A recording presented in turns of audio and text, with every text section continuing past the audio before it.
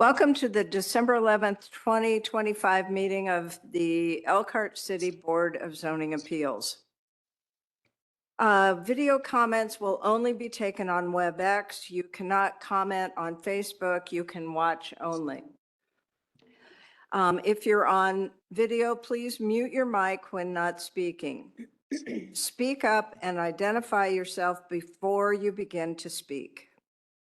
The purpose of this meeting is to review and consider all requests for relief from any standard in the zoning ordinance, including variances, use variances, special exceptions, conditional use requests, and administrative appeals. All of the cases heard tonight will have a positive, negative, or no decision made by the board. If no decision is made, the petition will be set for another hearing.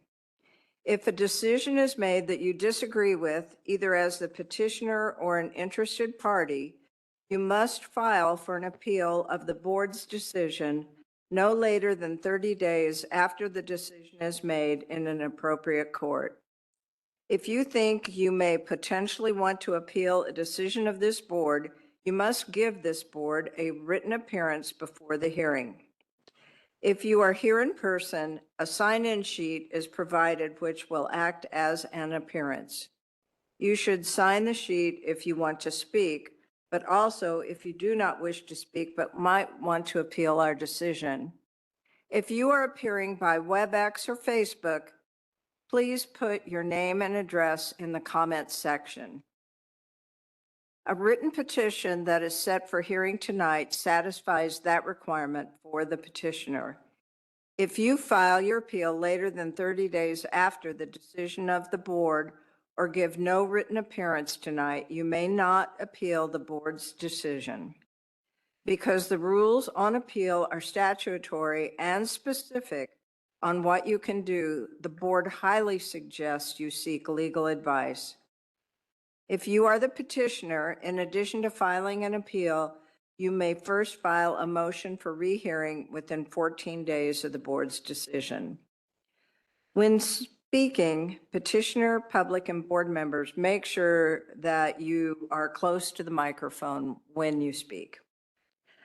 Tonight, we have our minimum quorum of 3 members present, including proxy members. While we can conduct business with 3 members, any votes must be unanimous.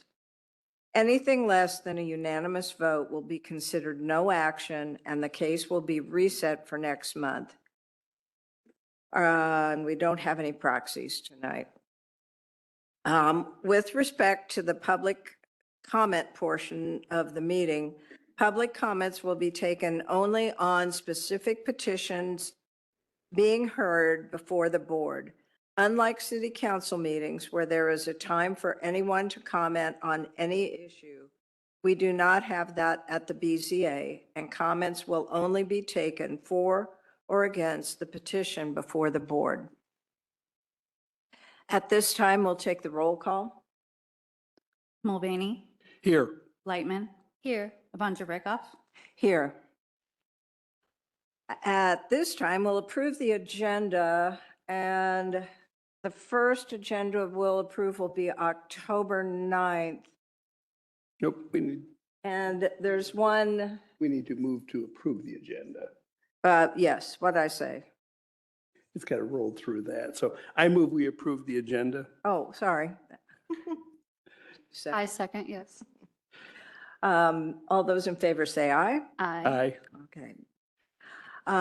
Now we'll do approval of the minutes. And there's a small change on October 9th. Yeah, it's just the via WebEx. So is there motion to approve the October 9th minutes? So moved. Second. Roll call? Mulvaney, Yes. Lightman, Here. Avanja Rickoff, Here. And now we need to approve the November 13th minutes. Do we have a motion? So moved, although you weren't here, so I don't know if you can vote. Oh dear. I think that's a good point. I don't think she can. Ah, But we'll let No, I got a kink in the. the camera. invalid. No, then we'll have to hold those minutes till next month. okay. All right, so we'll hold those minutes till next month. On the agenda, we had old business. However, I have to recuse myself from the old business, so we will not be, yes. I'm sorry, I don't mean to be a stickler. Can we approve the proofs of publication on the? Oh, my 26th? gosh. I always I know you forget the- want to roar through the agenda, but we got to, Calendar, but yeah, we got to hit a few, we got to hit a few. Oh, bumps. really? you want to get out of here, don't No, I love being here, so please think I want to get out. Okay, so approval of the proofs of publications. So moved. Second. All those in favor say aye. Aye. All right.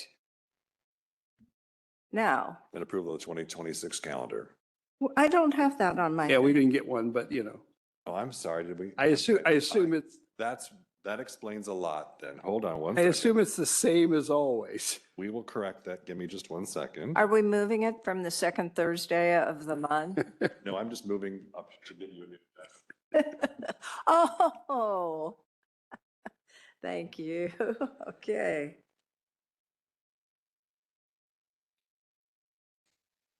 All right, and the 2026 calendar's on the back. No. No calendar, but Oh, no, yes.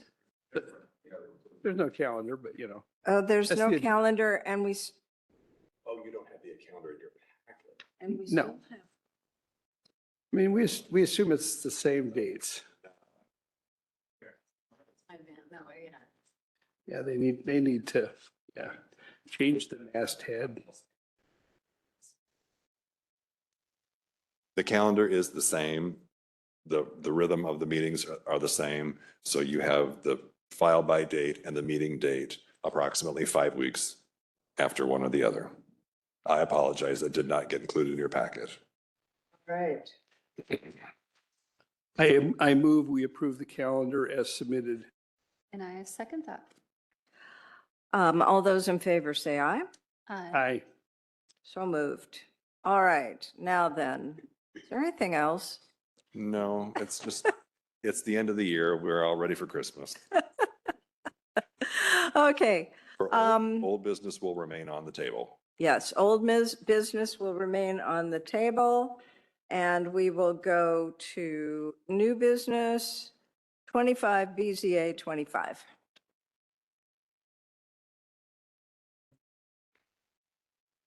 Good evening, Board. Kyle Putter, Planner 2 for the City of Elkhart. Could you speak up a The- little, speak into the microphone a little Of bit? course. The petitioner is GoGo Real Estate, Mount North Capital.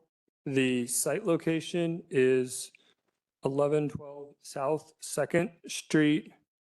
The request is to vary from Section 2610, Sign Regulations, Table 1, maximum sign area to allow a new integrated message board that is limited to 50% of the area of the principal sign that is 9.875 square feet. The maximum area of the message center board is limited to 4.93 square feet, where the proposed LED message board is proposed to be 14.895 square feet, a variance of 9.575 square feet. Okay, great, thank you. I'll call the petitioner forward at this time, and please make sure that you're signed in. Okay, tell us what you'd like us to do, or what you'd like to do. Good evening. My name is Richard Smith, and I represent Mr. Norman at 112 Club. And we would like to move forward with our digital sign that we believe is occupies the same footprint as the previous sign. Gives us a larger margin of safety. It can be changed from a laptop inside of a building. Doesn't have loose letters and things blowing in the wind into the road, and enhances the look of the property and provides communication for our community that's going to use the space. And it looks so much better than Absolutely. that old sign. Oh, my God. Absolutely. Nice that it stayed in the same footprint. I mean, nothing's changed. Yeah, Yes. Yes. exactly, exactly. Any questions for the petitioner?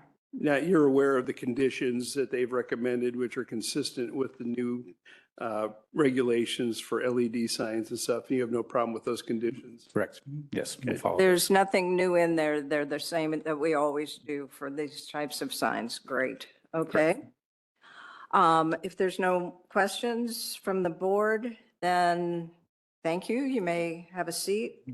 And we'll take questions from the public.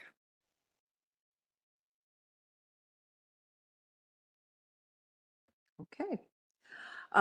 Anyone, is there anyone to speak in favor of the petition? Anyone to speak against the petition? Then we'll close the public meeting and you can have a seat Thank you. and we'll open it to the staff report.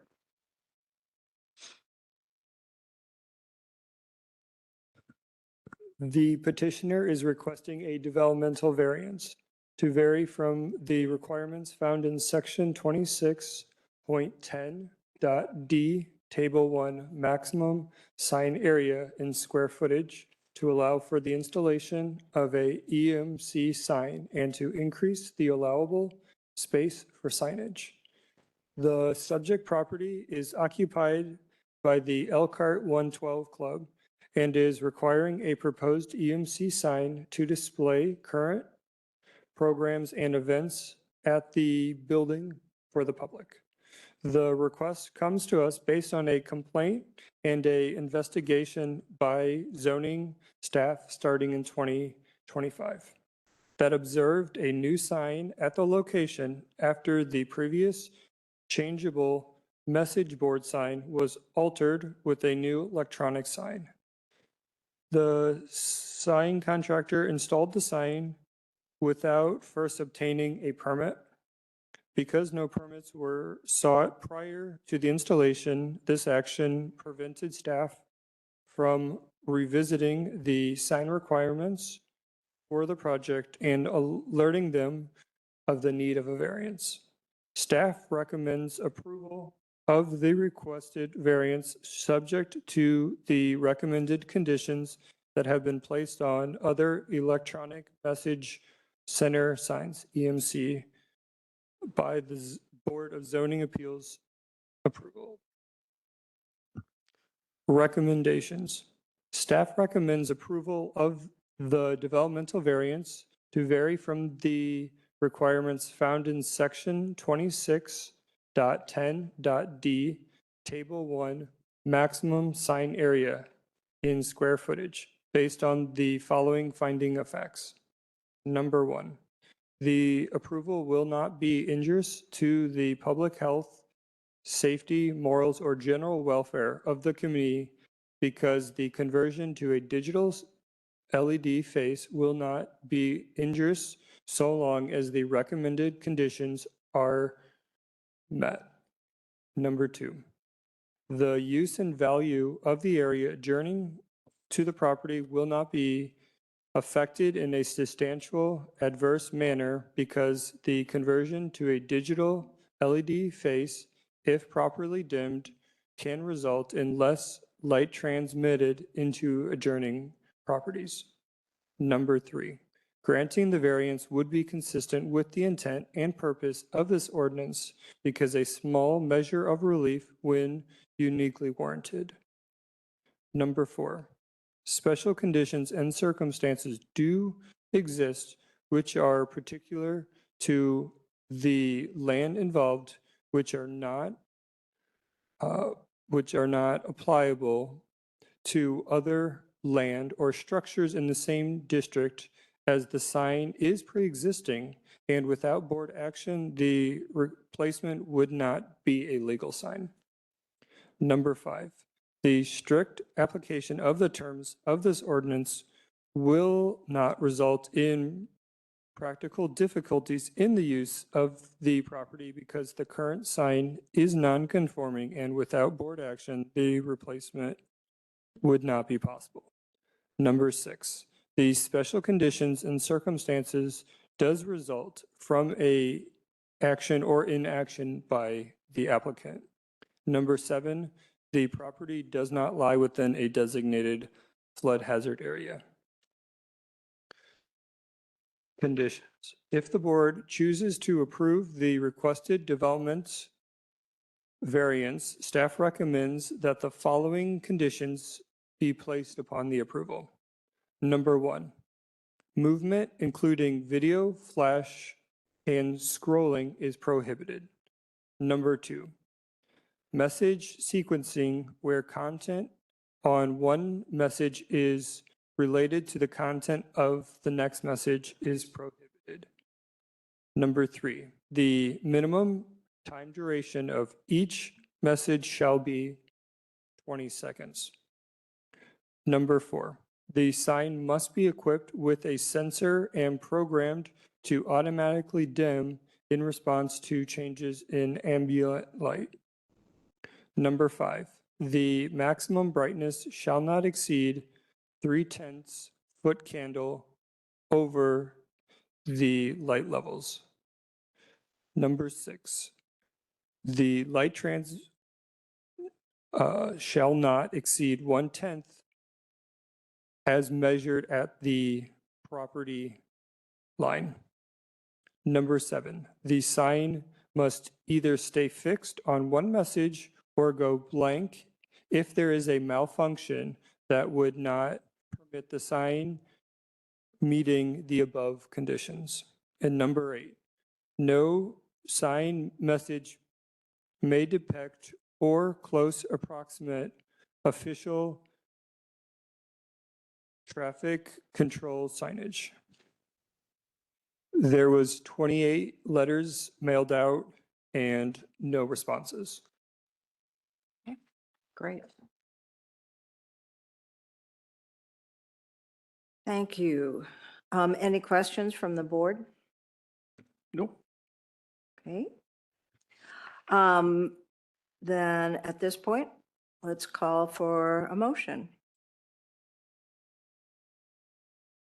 I move to approve 25 BZA 25 and adopt the petitioner's documents and presentation together with the staff's finding of fact as the board's finding of fact in the present petition.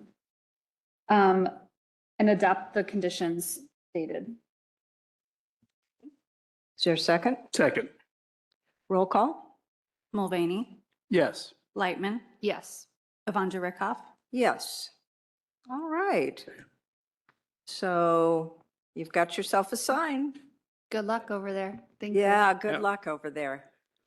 Yeah. It's a great building. I'm glad you guys are fixing it up and keeping it there. Thank you. All right. Eric, The next is 25 UV 15. The petitioner is William Lee Holdings LLC. The site location is 117 West Jackson Boulevard. And the request is to vary from section 15(2)Q permitted uses in the central business district, specifically to allow residential uses on the first floor of the building where multifamily and residential located above it's been a long day, and residential located above a commercial use is required. okay. Let's call the petitioner forward. And make sure you signed in. I already did, thank you. Okay, great. Hi. So what is it you'd like to do? So we purchased the old Grimaldi's building and the downstairs was at one time a restaurant. And we cleaned it up and we renovated it. We're wanting to turn it into two residential suites. We put it on the market for retail rental with Endeavor with no interest whatsoever. And so we're trying to just maybe move in a different direction, and we know that there's a housing crisis. So we would like to turn it into residential suites. Okay. The only question I had about this was parking spaces. I know there's that parking on the side, but I know that you also have places up above. Correct. How many places do you have total for all of, how many apartments are there total and how many parking spaces do you have? The two upstairs are both one-bedroom apartments, so they Okay. could hold two. We have two girls in one of the apartments. We have one gentleman in the other, so Okay. that's three of the spots. Both of the downstairs ones would be, they could hold two, but they'll be one bedrooms as well. And there are 8 spots because we actually have the concrete pad behind the building. And then we have the parking on the side of the building. Okay, so that's enough, right? It's space and a half for every, They were 9 feet It's- apart when we measured them out. Is what, they run 7 to 9, and we painted the ones in the back. We didn't get to the ones on the side yet, but the ones on the back are 9 foot apart. okay, good. So Any other questions for the petitioner? No. Okay. Will that take it to 4 total in the building? yes, Okay. Just want to make sure it's clear. Okay. Well, we're chipping away at this one by one, I think, but that's a good thing. Okay, let's open up the meeting. You can have a seat. Anyone want to speak in favor of the petition? Anyone want to speak in opposition of the petition? Okay, at this time, I'll close the public meeting and ask for the staff report.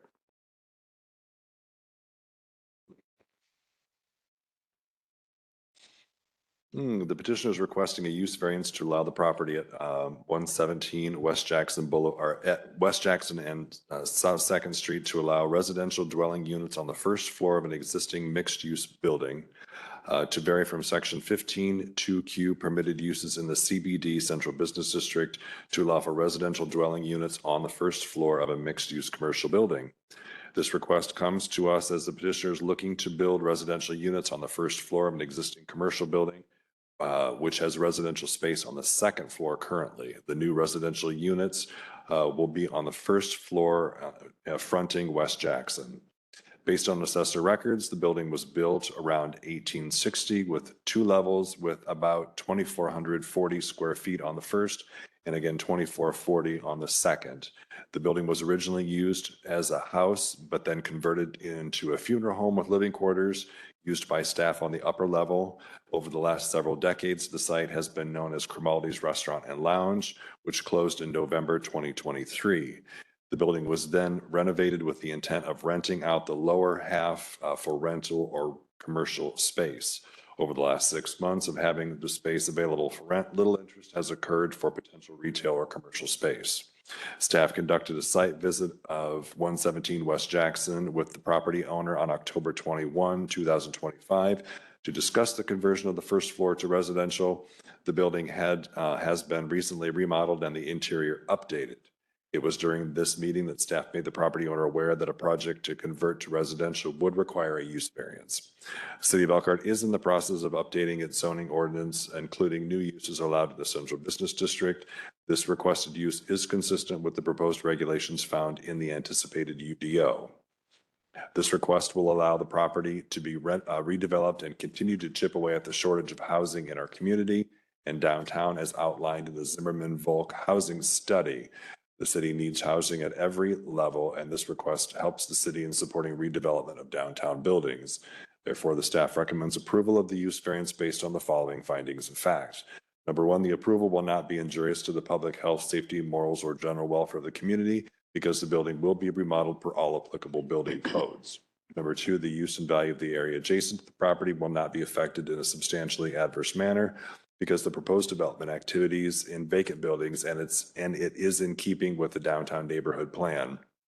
Number 3, granting the variance would be consistent with the intent and purpose of this ordinance because a small measure of relief when uniquely warranted. Number 2, special conditions and circumstances do exist which are peculiar to the land involved and which are not applicable to other lands or structures in the same district because without board action, the building proposed with residential on the first floor would not be permitted.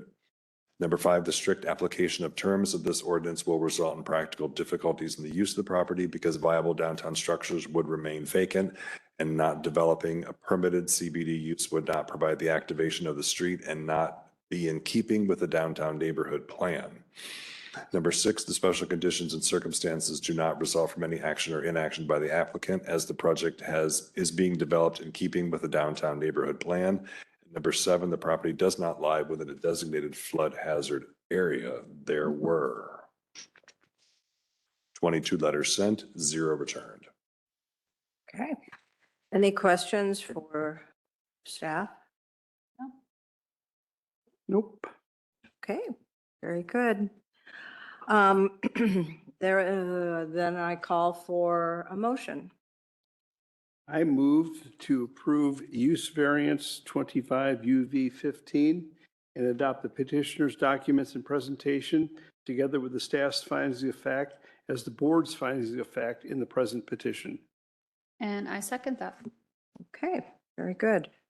Roll call? Mulvaney, Yes. Lightman, Yes. Evangelista Rickoff, Yes. All right, motion passes and you're all set. Thanks for restoring that building. Yes, yes. It has been a labor of love. Sometime I would love to see pictures of what it looks like inside now, having spent a little bit of time in Grimaldi's back in the day. Yes. Make sure we It'd send be some. interesting. to see what it looks like. Thank you. Thank you. Thank you. Okay, call for the staff on 25 BZA 26. The petitioner is RB Realtor. The site location is 2432 Bypass Road. The request is to vary from the list of prohibited signs found in section 26.10.b.6 roof-mounted signage to allow for a roof-mounted sign that is 90 square feet in area. Okay. At this point, I'll call up the petitioner. And if you could sign in, please. I did. Okay, great. Todd Lehman, Sign Tech Sign Services, 1508 Basher Road in Goshen. And I was contacted by Dr. Roger Prasina originally about this project, who's working with Dr. Richard Bowling, Mhm. who owns the property. And they both would really like to put a classic 50s style diner in this location. They found a closed 50s diner in New York where they're acquiring all the interiors. And part of the package was this sign that had been mounted to the roof. No, so it's the So, original sign The then. original sign. So what they'd like to do is relocate all this to Elkhart, reopen this diner, and then name it the Eddie's Drive-In that it was originally in New York. So So is this going to be a drive-in or is it going to be a diner? to be honest with you, it all depends on whether they get to do this.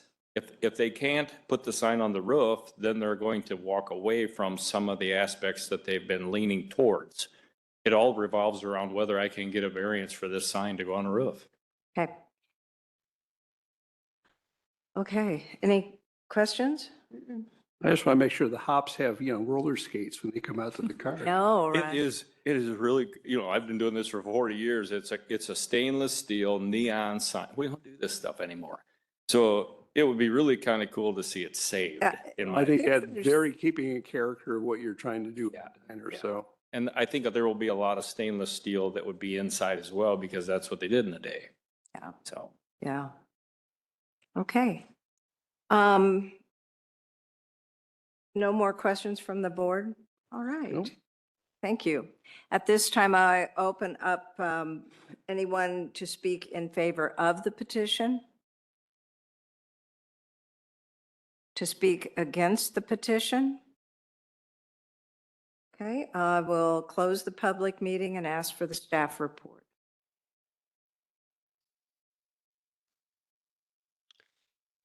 The petitioner is requesting a developmental variance to vary from the list of prohibited signs found in section 26.10.b.6 roof-mounted signs to allow for a roof-mounted sign that is 90 square feet in area. The subject property proposed to be used as a retro vintage drive-in diner restaurant. Due to the style of the building built in 1966, over the last several decades, the site has been known as Putnam's VW dealership before becoming Gurley Leap in recent history. Both businesses used the windows along the front for signage, but no verification of a previous roof-mounted sign can be confirmed. The petitioner reached out to staff during the necessary due diligence period in order to determine the signage that would be allowed at the site on September 10th, 2025. The petitioner was made aware at the time that board action would be required to install a roof-mounted sign. The sign ordinance is written to permit wall signage to a maximum of 40%. The placement requirements for a wall sign is that it does not extend above the wall to which it is attached, and such signage shall be set back from the end of the building or party wall lines a minimum distance of 1 foot in. Staff would typically not support this type of request, as this type of sign is prohibited in all districts. Due to the design of the building, with the walls being made entirely of glass, making the installation of wall signage difficult without hanging over or requiring further variances to be able to place a sign. Staff recommends approval of the developmental variance to vary from section 26.10.b.6 roof-mounted signage to allow for a roof-mounted sign that is 90 square feet in area based on the following findings of facts. Number one, the approval would not be injurious to the public health, safety, morals, or general welfare of the community because the sign will be built and installed in a workman-like fashion. Number two, the use and value of the area adjoining the property will not be adversely affected in a substantial manner because the use in the area are commercial and industrial uses. Number three, granting the variance would be consistent with the intent and the purpose of this ordinance because a measure of relief is allowed when warranted. Number four, special conditions and circumstances do exist, which are particular to the land involved, which do not apply to other land or structures in the same district because due to the unique style of the building and without board action, a roof-mounted sign would not be permitted. Number five, the strict application of the terms of this ordinance will result in practical difficulty in the use of the property because due to the design of the building, placement of signage along the front would be difficult to meet the requirements for signage in the city. Number six, the special conditions and circumstances do not result from a action or inaction by the applicant because the building exists. Number seven, this property does not lie within a designated flood hazard area. There was 7 letters mailed out and no responses. Any questions from the board to staff? Okay. In that case, I'll ask for a motion. I move to approve 25 BZA 26 and adopt the petitioner's documents and presentation together with the staff's finding of fact as the board's findings of fact in the present petition. And there are no conditions, so. Okay. I second that motion. All right, roll call? Mulvaney, Yes. Lightman, Yes. Avanja Rickoff, Yes. Build a diner. All right, Thank you. yeah.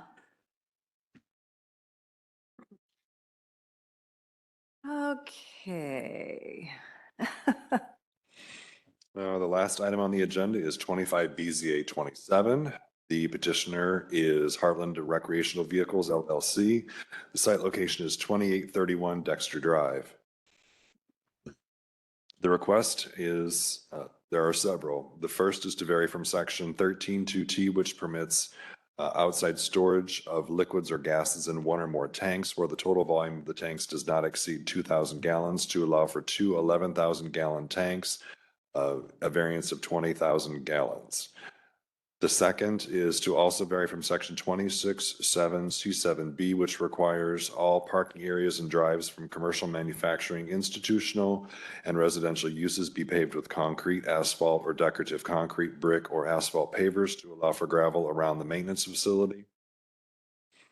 The next is to vary from section 13.2F, which permits contractors' offices and shops with no on-site fabrication or outside storage to allow for outside storage of equipment. The next is to vary from section 26.4B, fences in residential business districts, which states in part, in a corner lot, no fence, wall, or vegetation exceeding 4 feet in height, or a fence, wall, or vegetation that is opaque may be placed, built, or installed, 1, in the required side yard adjacent to the street, or 2, in any portion of the rear yard lying closer to said street than the point of the principal building nearest said street, to allow for a non-conforming 6-foot chain link fence with barbed wire to be expanded on Wade Drive frontage in the rear yard closer to the street than the principal building.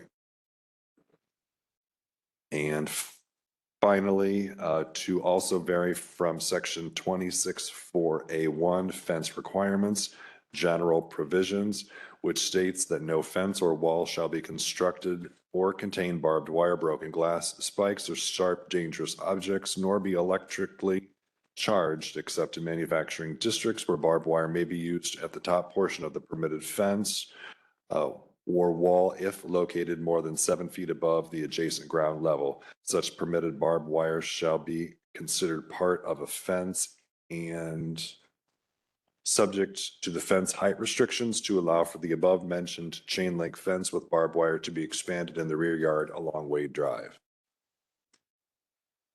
Okay.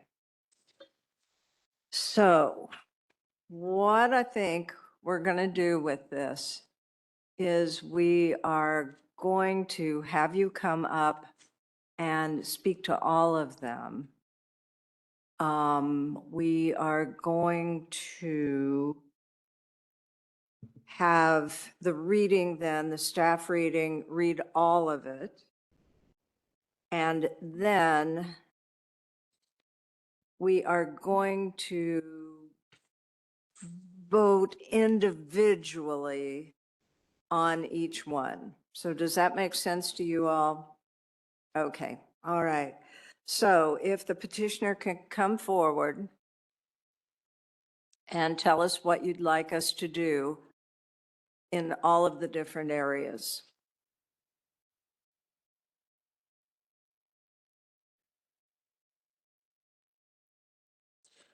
Thad Bessinger. Yeah, so first is around the shop itself that we want to construct. We would like to put gravel. It would tie into both asphalt parking lot around the office and the asphalt parking lot on the other side of the shop. And the reason for that is as we unload the tracked equipment, it just destroys the concrete and the asphalt, chews it up. So it'd give us a place to, not constantly destroy, that we could keep maintained. The fence that's around the perimeter is existing. It's already at the height that we want to maintain. We just like to fix it up. And there's one section out by Wade Drive that is on the city property that we talked with Eric about needing to move back onto the proper property. Right. We like the idea of putting the barbed wire because we've had break-ins and people vandalize the equipment or get hurt on the equipment. So it's just as a protective measure to try to protect the equipment. The other one was The tanks. the tanks. Oh, yeah. So the tanks, so what we do is the equipment comes and we store it there on the site, and then it goes into the shop and gets worked on, and then it gets fueled up. And we go through quite a bit of fuel a month. So the advantage with that is rather than having to then load that piece of equipment up and run it across city streets to another location, then to get it fueled up to then take it to a different location across the city, saves on fuel, the environment, and on city roads and damages city roads. We can just do it all at the one location because it's got to come back and get serviced and maintained at that site. Okay. Is that everything? I think that was everything. Paving, Barbed wire fence. the fences. Yes, I think that is everything. Oh, yes, the storage outside the, The equipment, basically, that we bring the equipment in and then we want to be able to park the equipment outside until it can be brought into the shop to be worked on. Yeah. And then it would come back out and it'd be parked and, and then typically it's kind of our area where we park our trucks and our trailers, which is pretty similar to the areas around it. So what we're doing is moving into the city, our location. okay, So. all right. Very good. Any questions from the board? How many pieces of equipment do you anticipate storing on site? I think it'll just depend on, what needs to be repaired or not. I mean, we've got a lot of equipment, but, I want to say it's winters typically more than summer, because summer it's usually all out working. You guys keep it working, so there could be, 6 or 8 pieces of equipment on the backyard and then trailers. We'll keep at least as many, 8 or 10 trailers. It just depends. And a lot of times they'll leave and then we'll come back. So most of it goes out to the work site, Yeah, stays there. a lot of the guys will, take it, get left at a job site, and it's really hard to measure. It varies. Now, there's dramatically. a large parking lot that was being used to store RVs. That will Yep. be where you store. All the trailers, trucks. And then a lot of the bigger equipment is on the gravel lot on the backside. Did you get the drawing that I Yeah. submitted? Okay. At The backside is probably where we keep that in that storage tank, kind of between where we want to keep a little buffer of trees and then where we would build the new building. Eventually, we'd probably talk to the city about maybe putting a lean-to in there where some of the equipment then could be tucked into a lean-to in the future, but that's not part of this. That's long-term. Now, do you anticipate removing any more trees in that area? I'd like not to. It's just what I showed. I wanted to leave that one little rectangular. Mhm. That's out looking the office, so that's our hope. Gonna leave it then, And or are you're you aware supposed to. if we- about moving the fence? About moving the fence, yes, yes. Out of the tree Yeah. lawn? It was the Eric right told me way. that Right would away. be happening, and that's fine. It's probably gonna come down when we take the trees down, so. What? Yeah, we understand. Okay, very good. Thank you. Thank you. All right, staff report? You need a, Do it and get to oh, questions? public. Details. So I open the public meeting. Anyone to speak in favor of the petition?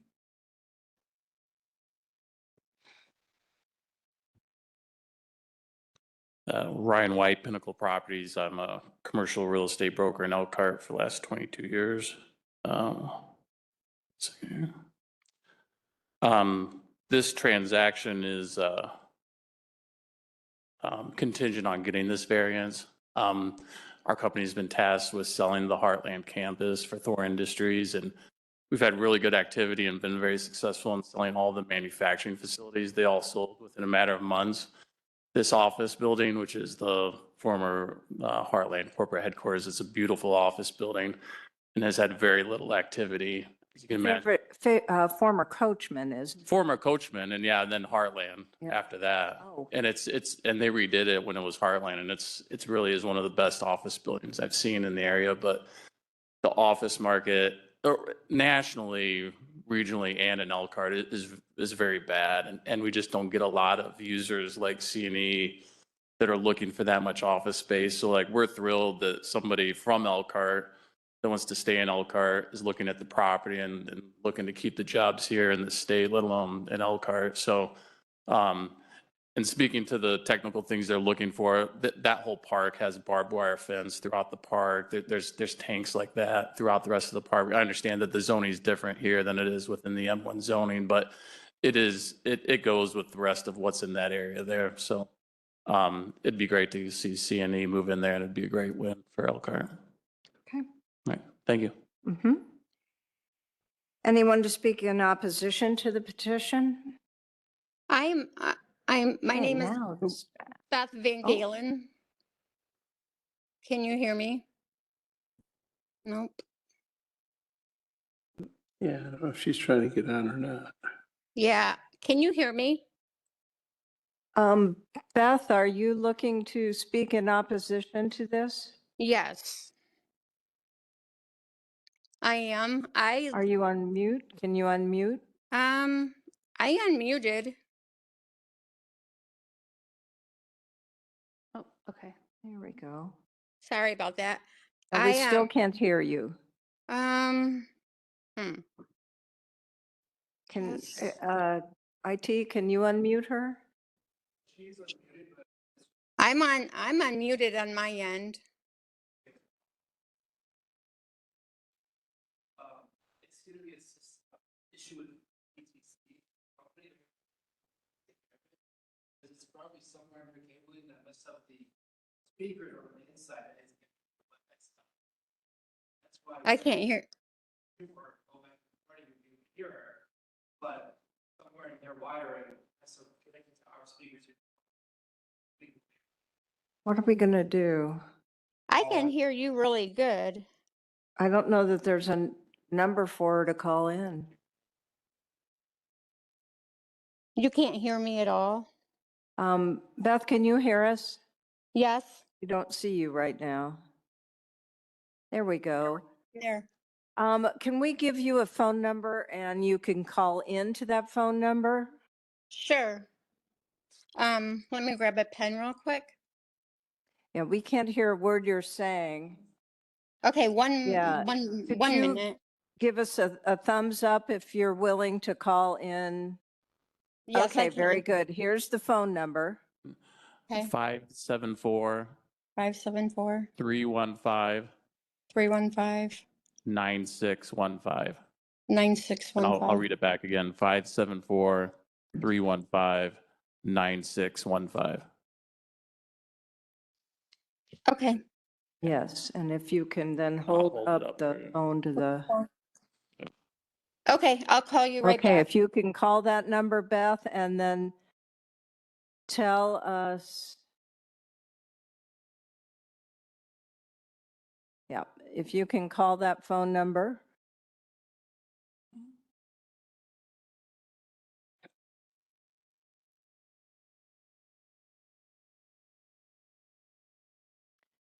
Did we lose Beth? She might be using the phone to call, but She might not have both. yeah.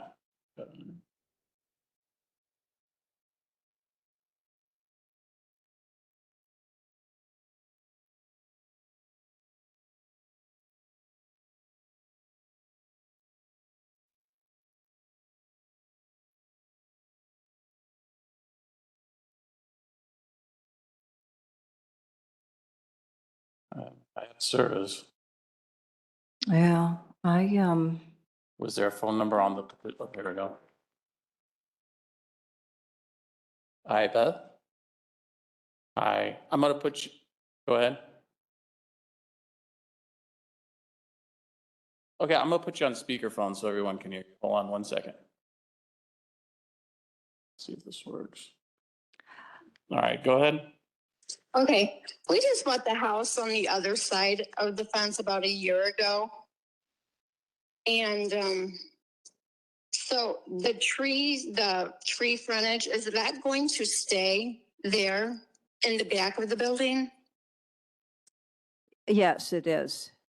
Okay, well, last year, a lot of the trees were taken out from that really horrendous storm. And it did take out a major part of the fence back there. And when they were confronted, when Heartland was confronted, that fence was taken out back there, they were like, so it's not our problem, take care of it, whatever. And that's a concern for us, that we don't want those trees taken down. We don't want the gas tank sitting back there, and we don't want that to be the way that they take care of the property back there. Okay, can you speak to that? Just a minute, Beth. We're going to have the interested parties. Take care of the fence. When the trees were blown over into their fence, they left that up for us to take care of. Right. Okay, So Thad Bessinger speaking about it. So a lot of the trees will come down in the plan that we've submitted. Now, in front of the asphalt lot, there's nicer trees and there's a green space that would end up with a 20-foot buffer that we would put trees in there. I mean, if you really wanted to keep the trees that are currently there, I know she's talking about, it doesn't look super nice and there's tree limbs down and there's parts of the fence down. Our intent was to fix that fence. And then we even talked about putting like sliding or something in it to kind of give them some privacy. But we would definitely clean it up and maintain it. And those tanks would be gone because it'd get turned into, more of our storage area. The section that's green, you have the drawing kind of shows, that's kind of like closer to the building, and everything along the office would stay as trees. Okay, so there will be trees that will separate between the manufacturing and the housing. There will be some, what we talked about doing is probably, can you see the asphalt lot and the trees that are there? Where they stored the RVs? No, we can't. I mean, we Okay. could see the lot where the RVs were. Yep. But not so much in the summertime. That- We're in front of the building. We're in front of the corporate building. We're over from that lot. We're over more. If you're straight in front of the corporate building, those trees will stay straight in front of the corporate building, and then probably the first, remember, 50 or 75 feet of the tree line will stay. Okay. Kind of like where the tower is, and then all the rest of the trees will go out, come completely out, even to the fence, and then we will fix the fence up where it got knocked down, clean all that mess up, and then we would probably plant trees along that residential area to try to shield. We also talked about maybe putting the green slats or whatever in, you can tuck in the fence so that, you don't have to look at it. Yeah, because to resell, then, I mean, nobody's going to want to buy if there's manufacturing right behind their house. Yeah, we're not really manufacturing. It's kind of like it's like the rental that's approved, but we're just a little bigger than the rental that's approved. We're Yeah. bigger Yeah. construction equipment probably than what they were thinking, maybe with the smaller construction equipment, but. Okay, but the tanks, will they be sitting outside with gas or fuel It'd be in them? diesel fuel, and it would be closer to the office, kind of hidden by the trees, should be, between the new building we're gonna build and the office and the trees. Okay. In that area, more on the north side of the site, and it'd be in a secondary containment. So, if something was to happen, it would hold it. And it's diesel fuel, which is a little safer than, I wouldn't spend that much gas. It's the Carpenter Company and near Aflac and all that, I mean, Yep. near, up there when all that explosion and stuff happens, so that's always on my mind, so. You won't have to worry about an explosion, so. And north of there, that's a brownfield area. That's why they run all the city water in the area. So, city water is available. So, yeah. Okay, and when will you guys start doing this? So we talked about maybe doing tree clearing soon. As far as the building, it would be later in the summer, would be the earliest we would start anything on that. We would mostly just occupy the office. We're like really out of office space, so that's why this office kind of fit for us. Okay, Okay. great. Does that answer all your questions, Beth?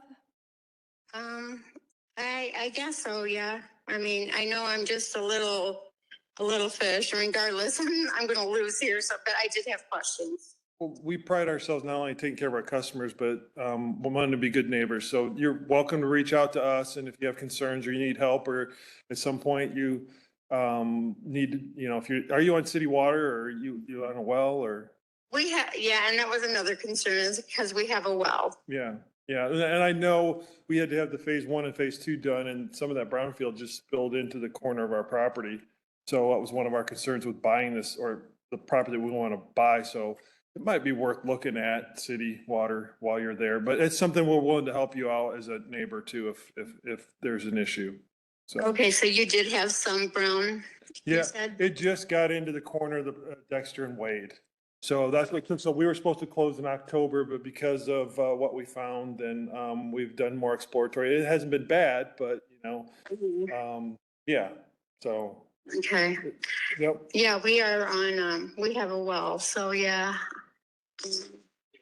That is a concern too.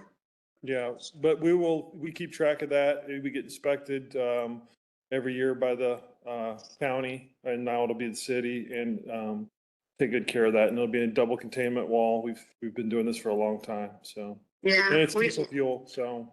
Okay, yeah, okay, and you guys, I mean, we could ask questions at any time, and You bet, Yep. okay, all right, All right, very good. Thank you, Questions, Beth, and Lorraine? thank you for calling in. I'm sorry we had the technical glitch here. pardon me?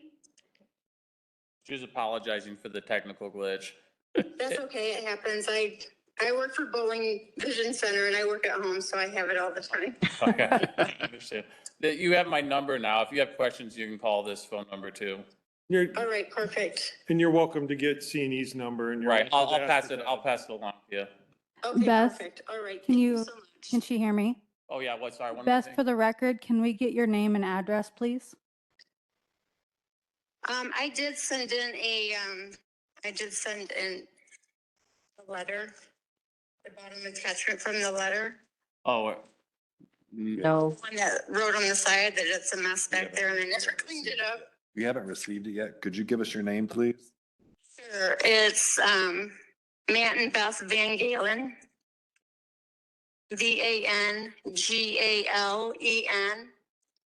Address? And the address is 1334 County Road 6 West. Great. And we just got the back of the yard really cleaned up.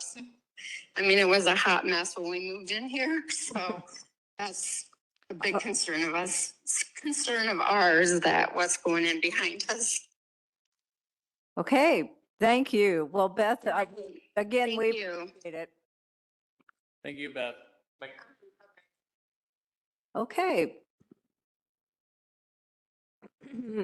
Yep, I hope so.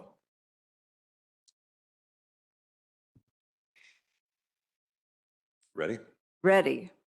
Okay, the request comes to us from a request from a local company looking to relocate from Elkhart County to the city to expand into a new space that better meets their needs. This move to the city will require several developmental variances. The office building was the former headquarters of Coachman Industries. Staff have preliminarily reviewed and the submitted site plan. The overall project will be required to meet City of Elkhart standards for appropriate buffering and setbacks. That process begins with a review at Tech Review for final approval and development from all reviewing bodies. The variances found in this request were based on the enclosed site plan. The need for many of the variances in this request comes from the fact that the land contained in this position is zoned commercially. That commercial zoning was intended to be a buffer between the manufacturing district to the north and the residential to the south. The first variance, the petitioner is requesting a developmental variance so they can install two 11,000-gallon above-ground fuel tanks. The ordinance standard limits the size of storage tanks to 2,000 gallons, therefore the need for the developmental variance. The two tanks will consist of one for off-road and one for on-road fuel stored in two-layer storage container to prevent leakage. The size of the fuel tanks is to ensure adequate storage of fuel is available at all times due to the large amount of fuel consumed by the petitioner's equipment. The second variance, the petitioner is seeking relief from the paving requirements for commercial and industrial development to allow gravel around the maintenance facility when all parking areas and drives for all uses are to be paved with concrete, asphalt, or decorative concrete, brick, or asphalt pavers. Due to the nature of the wheels and the weight of the construction equipment to use, pavement would become damaged quickly and would result in frequent replacement, and the installation of gravel would reduce this cost of replacement. The third variance, the petitioner is requesting relief for the prohibition of outdoor storage in the B zoning district. The petitioner will construct a contractor's office building to run daily operations. This is a permitted use. The petitioner is requesting an allowance for storing equipment outdoors. Outdoor storage is necessary for the type of business where equipment for daily business operations will be stored and made available for year-round use. The fourth variance, the petitioner is requesting relief from the height requirement in the rear yard. Along Wade Drive, a 6-foot chain link fence with barbed wire fence is requested to be placed in the rear yard closer to the street than the existing building. This proposed fence will provide security and prevent people from accessing the site out of harm's way and away from the equipment. The fence will expand the existing chain link with barbed wire fence currently along Wade Drive. The fifth and final request is related to the expansion of the above-mentioned fence to allow barbed wire at a height that is not more than 7 feet in height above the adjacent ground level. The petitioner is requesting that the fence have barbed wire that matches the existing fence when it is expanded around the site. The existing fence has barbed wire to secure the equipment and fuel. The petitioner would request that be allowed to be included.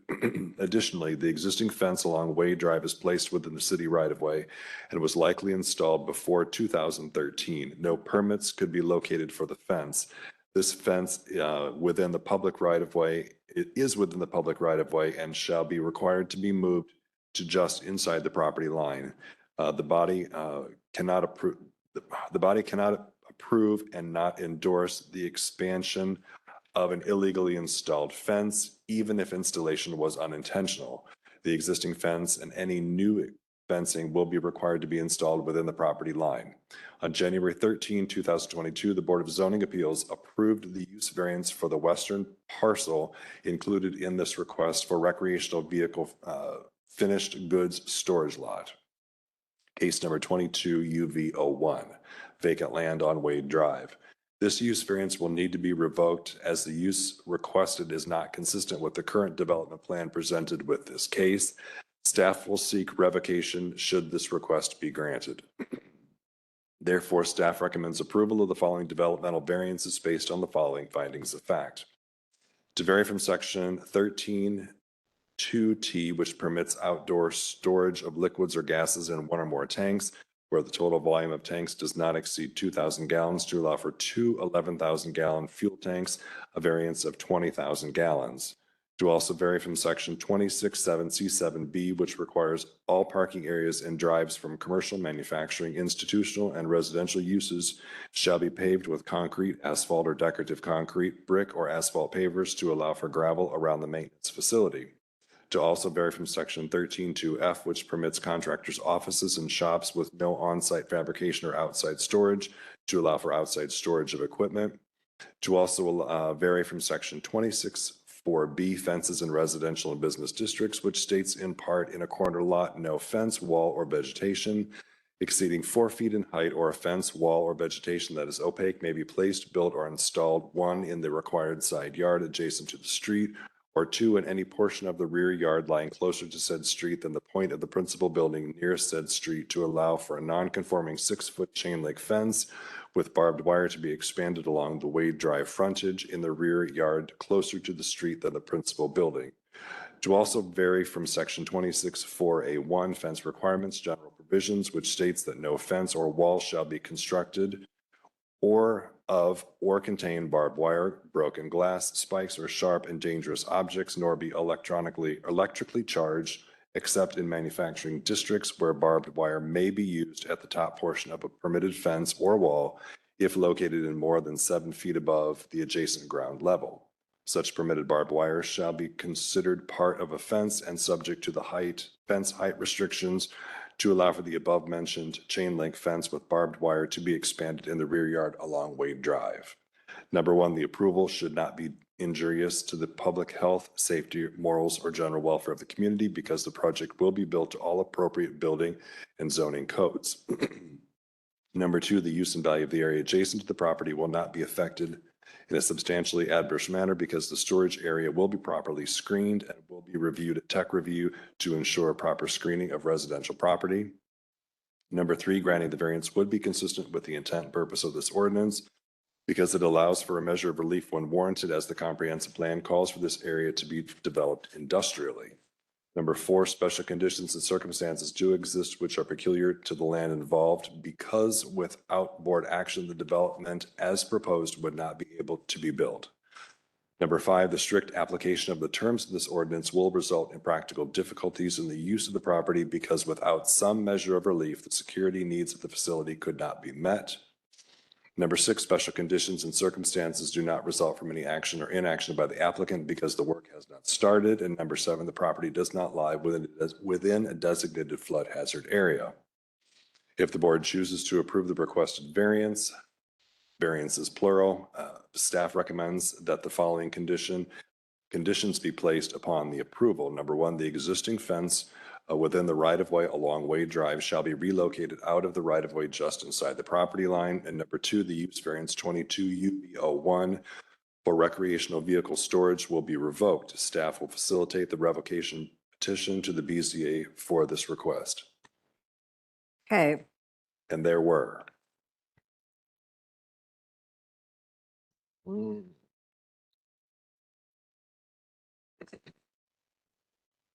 15 letters mailed.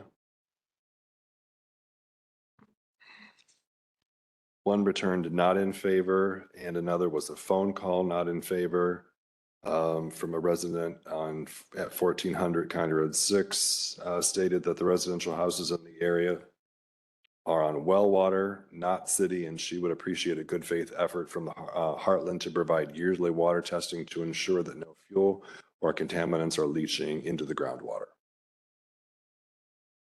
okay. Any questions for Eric? I do have a question. Yes. Who regulates the gas on the property? Does the state, does the city? Who watches over that? I believe that is a function of the state and the county health department. Okay. And then do either one of you know how often it's inspected or? Once a year minimum. That's what I thought. I heard you say on the phone, so I just wanted to see. Okay. It's up to you if you want to talk to them. I'm not worried about it. Oh, I just wondered how often, so people in the community would know that it is tested. The other address is 1400 was one of the notes. Around the corner on Dexter, Is it? on Dexter adjacent. That's where that stores the product. The condition one, which, does that go with 26.4.b or 26.4.a? That's B, 26.4B. That's Okay. All right, and on revoking, staff will initiate that revocation. so we don't do anything with that tonight. No, that will come in January. Should this be approved, staff will then initiate the revocation in January. Okay. I didn't want to put that on the same agenda because I didn't want to muddy Right. the water. Okay, so what we're going to do, I've got one more question. oh, for okay. staff. Yes. Loaded question. Okay. Is extending city water to the residents along County Road 6 on the radar screen of the city at some point? Right now, it's my understanding that there is no water service along that section of County Road 6. What would have to happen is the water would have to come from the industrial park south. There is an easement along the south side of the petitioner's property where there could be the potential for the installation of a service line that could potentially serve then the residents along County Road 6 from their rear yard coming south to the homes. And we would have to, the utility would have to work with the petitioner to loop that water because you can't have a dead end water line. So it would be looped around basically the perimeter of their property. But I understand there's an easement along the side, it's the south side of the property now for utilities. It's just a general utility easement.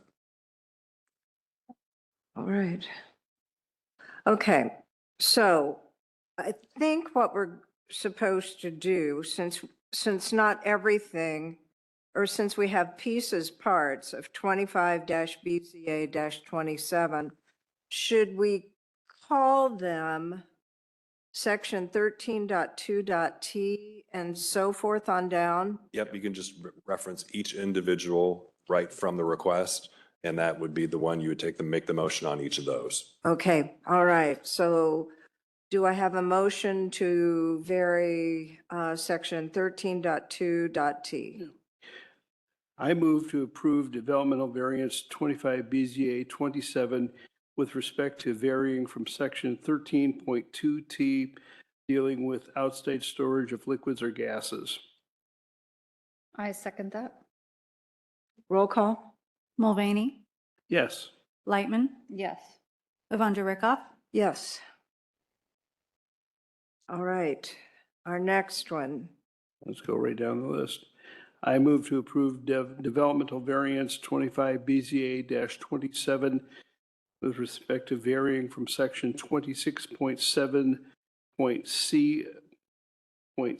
26.7.C.7.B with respect to parking areas and drives being gravelled. I second. Roll call? Mulvaney, Yes. Lightman, Yes. Evangelista Rickoff, Yes. All right, I move to approve developmental variance 25 BZA 27 with respect to varying from section 13.2.f regarding outside storage. I second. roll call? Mulvaney, Yes. Lightman, Yes. Evangelista Rickoff, Yes. Okay. I move to approve developmental variance 25 BZA 27 with respect to varying from section 26.4.b regarding fences and also adopting the conditions in the staff report with respect to the existing fence in the right of way. I second. Roll call? Mulvaney, Yes. Lightman, Yes. Evangelista Rickoff, Yes. And last but not least, I move to approve 25 BZA 27 with respect to varying from section 26.4.A.1 with respect to the fence requirements. I second. Roll call? Mulvaney, Yes. Lightman, Yes. Evangelista Rickoff, Yes.